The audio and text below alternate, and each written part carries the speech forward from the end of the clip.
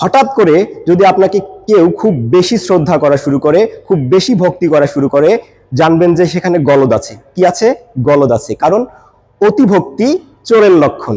অতিভক্তি চোরের লক্ষণ।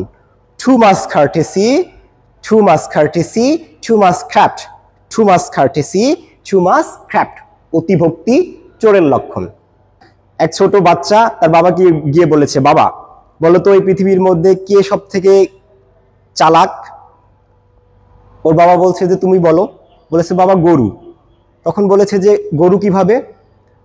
ছেলেটি বলেছে যে আমার শিক্ষক তো বলেছিল যে অতি চালাকের গলায় দড়ি। আসলে কি অতি চালাকের গলায় দড়ি?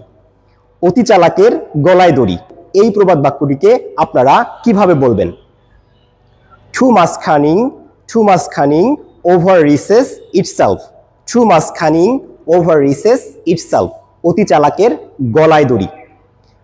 খালি কলসি বাজে বেশি, এই প্রবাদ বাক্যটির ইংরেজি হচ্ছে MT vessel sound much, MT vessel sound much.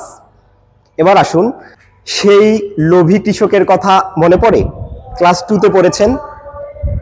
একবারে সোনার ডিম পাড়া হাঁসকে জবাই করে সব ডিম বের করে নিতে চেয়েছিলেন।